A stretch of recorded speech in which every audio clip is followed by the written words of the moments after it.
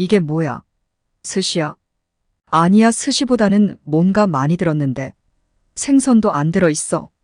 김이랑 밥밖에 없는데 이거 먹어도 되는 거야? 김비리잖아. 곤란한 표정으로 미국인들이 한국 여성을 바라보고 있습니다. 한국 여성은 눈치도 없는 건지 먹기 싫어하는 사람들에게 한국 음식을 먹으라고 강요하는 것처럼 보이는데요. 과연 그들은 김밥을 먹을까요? 번화한 도심에 자리 잡은 우리 경찰서는 우리에게 제2의 집과도 같습니다. 교대 근무를 시작하고 끝내는 곳, 계획을 세우고 보고하는 곳, 통화 중 잠시 숨을 돌리는 곳입니다. 하지만 우리 경찰서를 만드는 것은 업무만이 아니라 바로 사람들입니다. 항상 커피 한 잔을 들고 있는 로드리게스 대위, 직원들의 모든 것을 알고 있는 이 경사, 그리고 항상 귀를 기울이고 농담을 던져 분위기를 띄울 준비가 되어 있는 저 하비가 있죠. 미국에서 경찰관은 엄청난 공권력을 가지고 있어요. 아무래도 미국은 민간인이 총기가 허용되는 나라이다 보니까 이에 발맞추어 공권력 강력할 수밖에 없는 것이죠. 실제로 많은 시민들을 지키기 위해 발벗고 뛰는 직업이기도 합니다. 순찰을 나설 때도 방탄복은 필수고 권총에는 실탄을 가득 장전해야 하고 순찰차 트렁크에는 권총뿐만 아니라 보조무기도 하나씩은 필수예요. 특히 저희 동네는 밤늦게까지 취객이 있는 경우도 있어서 더 조심하곤 합니다.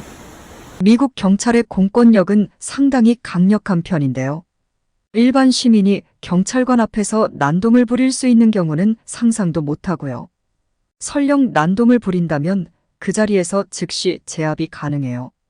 그런데 제가 친해진 한국인이 있어서 물어보니까 한국은 취한 사람한테도 선생님이라고 친절하게 말해줘야 하고 난동을 부리고 있어서 제압을 하려고 하면 역으로 경찰관에게 폭력을 행사하는 경우도 있다고 하더라고요.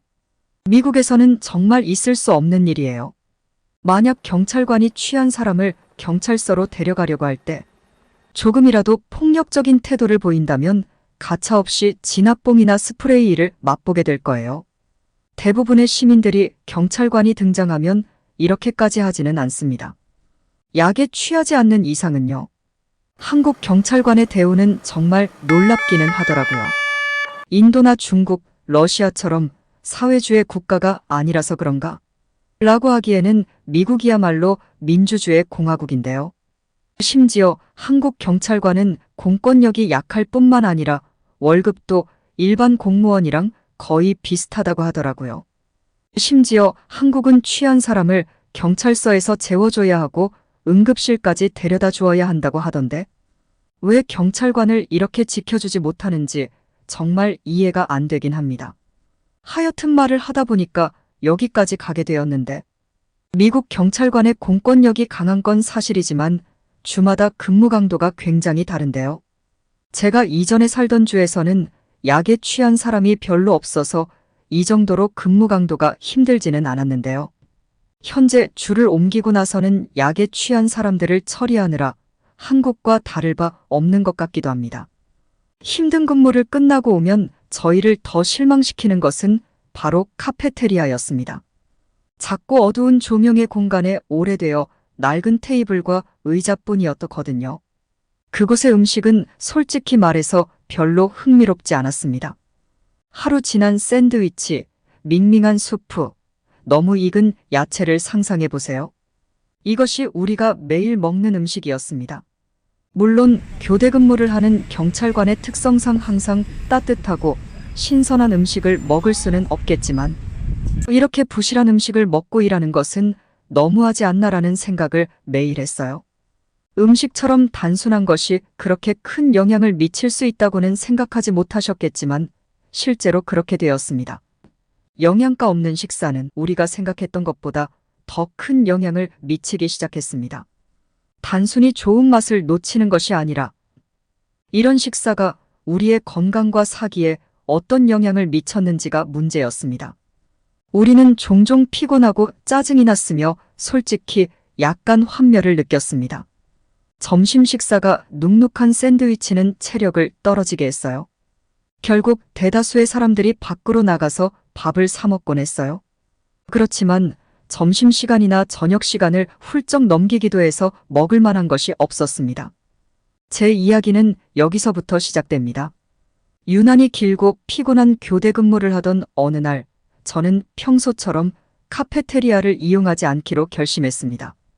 그러다가 갑자기 긴급 신고가 들어왔어요. 집에 누군가가 들어온 것 같다면서요.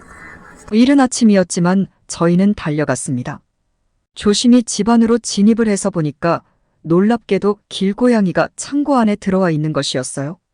계속해서 움직이고 소리가 나니까 두려웠던 모녀는 경찰서에 신고를 한 거였죠.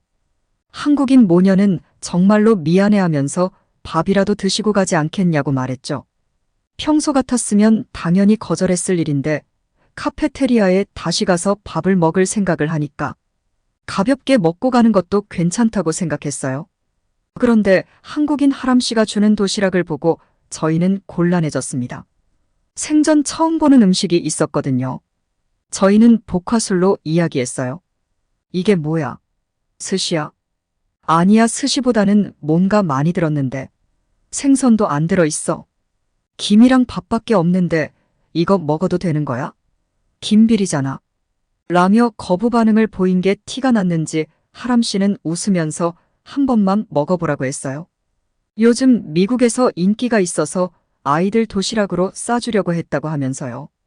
하람 씨는 이게 김밥이라고 했어요. 생각해보니까 요즘 틱톡 같은 동영상에서 김밥을 먹는 사람들을 본 적이 있는 것도 같았어요. 그런데 그건 냉동김밥이고 파는 거였는데 이건 집에서 직접 만든 거였어요. 갑자기 김밥이 다시 보였습니다. 깔끔하게 썰어낸 김 속에는 밥, 채소, 고기 등 알록달록한 속재료가 반짝이는 검은 김에 쌓여 있었습니다. 정말 아름다워 보였어요. 그리고 맛은? 맛은 정말 놀라웠습니다.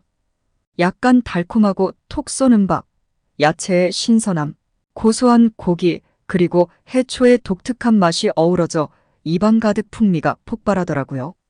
이건 단순히 맛있다가 아니라 정말 폭발했다가 맞는 말이었어요. 저희는 부끄러운 줄도 모르고 개걸스럽다고 할 정도로 김밥을 먹었어요. 정말 너무 맛있어요. 이거 집에서 만들어 먹을 수 있어요? 라고 했더니 요즘은 미국에서도 한인마트가 잘 발달해 있으니까 한번 도전해 보라고 하더라고요. 김은 꼭 김밥용 김을 쓰고 단무지를 꼭 넣어야 맛있으니까 단무지를 꼭 사라고요. 유튜브에 김밥이라고 치면 다양한 레시피들이 나오니까 한번 도전해 보라고 했어요. 그 대신 코리안 스시라고 치지는 말고 꼭 김밥이라고 쳐야 한다고 했어요. 스시와는 완전히 다른 음식인데 요즘 자꾸 한국 문화를 강탈해 가려고 하는 사람들이 많다고 하면서 말이에요. 처음에는 냉동 김밥이 있다는 걸 알고 냉동 김밥을 사러 돌아다녔어요. 트레이더 조에만 가면 살 수 있을 거라고 생각했는데 어딜 가나 품절이더라고요. 심지어 옆에서는 김밥을 사려고 촬영하는 유튜버들도 있었어요. 입고되는 시간대에 운 좋게 가야만 냉동김밥을 살 수 있었습니다. 알고 보니까 건강에도 좋은 것이더라고요. 저는 김은 비리고 한국에서만 먹는 음식이라고 생각했는데 이렇게 맛있을 수 있다니 놀라웠어요. 당근보다도 훨씬 더 많은 비타민을 가지고 있더라고요. 이 외에도 우엉 같은 음식은 먹어본 적이 없는데 건강하면서 달콤한 맛이 좋았어요. 냉동김밥을 여러 차례 사 먹었는데요. 처음에는 맛있었는데 하람 씨네 집에서 먹었던 그 맛이 안 나서 결국 저는 김밥을 만들어야겠다고 생각했어요. 유튜브에 김밥이라고 치니까 다양한 것들이 나오더라고요. 저는 거의 매일 김밥을 싸서 도시락으로 들고 갔는데요. 재료를 준비해 놓기만 하면 아침에 싸서 간편하게 출근을 할 수가 있었어요. 처음에는 모양이 이상해서 터지는 것도 있었는데요. 터져도 내용물은 그대로라 맛있었어요. 유튜브가 김밥의 연관 검색어로 유부초밥도 보여줬는데요. 우동이나 마라탕에 들어있는 유부는 식감이 별로라서 안 먹었었는데 밥에 달짝지근하게 어울리는 유부가 정말 맛있었어요. 매일 카페테리아에 도시락을 싸서 다녔더니 동료들도 관심을 보이기 시작했어요. 특히 유부초밥 같은 경우는 밥량을 조절해서 포만감도 있는데 아침마다 싸기도 간편하니까 동료들도 함께 도시락을 싸기 시작했습니다. 동료 경찰관들에게 김밥을 먹게 하려고 했던 처음 몇 번의 시도는 좀 웃겼습니다. 회의적인 경찰들이 깔끔하게 말아진 김밥을 내려다보고 있는 모습을 상상해 보세요. 칼로 찔러도 될 것 같은 긴장감. 김밥을 처음 한 입 먹은 사람들의 표정은 의심에서 놀라움으로, 그리고 순수한 기쁨으로 바뀌었습니다. 맛과 식감의 조합은 이전에 경험하지 못했던 것이었기 때문입니다. 밥은 완벽하게 간이 되어 찰지고, 야채는 아삭하고 신선했으며, 고기는 부드럽고 풍미가 있었습니다. 구내 식당에서 먹던 밋밋하고 감동이 없는 식당과는 전혀 달랐습니다. 김밥 도시락이 일상화되면서 저는 카페테리아의 분위기가 달라지는 것을 느꼈습니다. 새로운 에너지와 설렘이 느껴졌죠. 점심시간은 우리 모두가 기다리는 시간이 되었습니다. 우리는 각자 김밥 한 상자를 들고 식탁에 둘러앉아 30분 정도는 동료가 아닌 식사를 함께 나누는 친구처럼 지냈습니다. 저는 이 경험 때문에 한식에 관심을 가지게 되어서 매번 새로운 메뉴를 시도했어요. 하지만 여전히 제가 가장 좋아하는 메뉴는 김밥이었습니다. 저는 동료들을 데리고 다니며 한식의 매력을 소개하기 시작했습니다. 처음에는 회의적이었던 동료들도 얼마 지나지 않아 저처럼 한식의 매력에 빠지기 시작했습니다. 실력이 향상되면서 우리는 김밥에 창의력을 발휘하기 시작했습니다. 불고기나 김치와 같은 전통적인 재료부터 버팔로 치킨이나 바비큐, 포크와 같이 전통적이지 않은 재료까지 다양한 속재료를 실험해 보았습니다. 새로운 김밥을 만들 때마다 새로운 것을 탐구하고 즐길 수 있는 기회가 되었습니다. 특히 참치캔은 정말 놀라웠어요. 저는 이 참치캔이 거의 참치를 다 먹고 남은 부분을 모아놓은 쓰레기 정도라고 생각했는데, 마요네즈랑 깻잎이라는 새로운 재료를 만나서 김밥으로 말아 넣으니까 세상에서 제일 맛있는 음식이 되더라고요. 아마 제가 경찰관으로서 자부심이 적었더라면 저는 김밥집을 차렸을 거예요.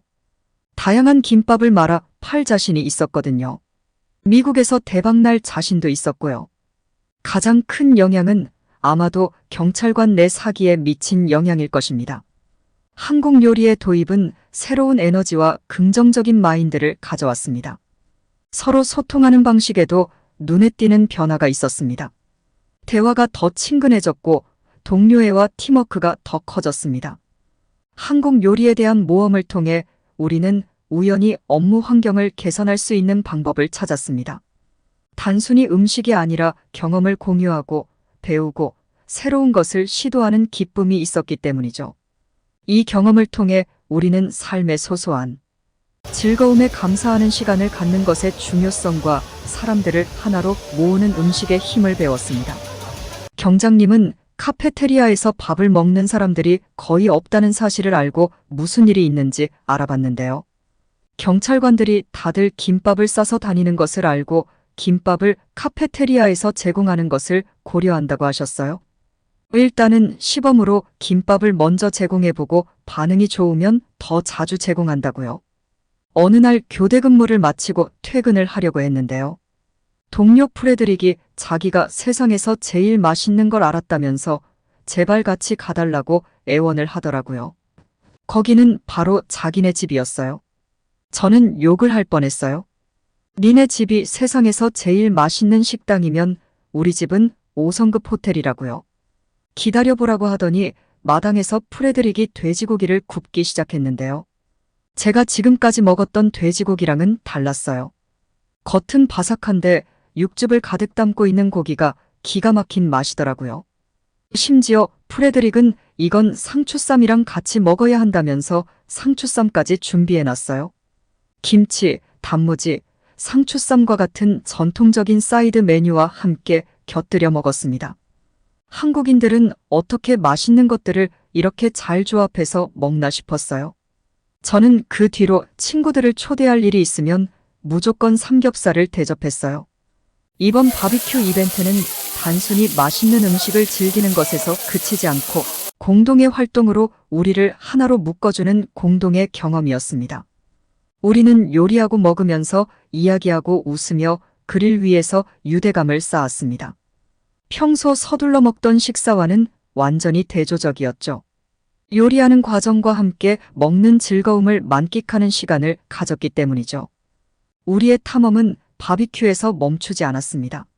한국식 프라이드 치킨, 즉 우리가 애칭으로 부르는 KFC도 역의 또 다른 인기 메뉴였습니다.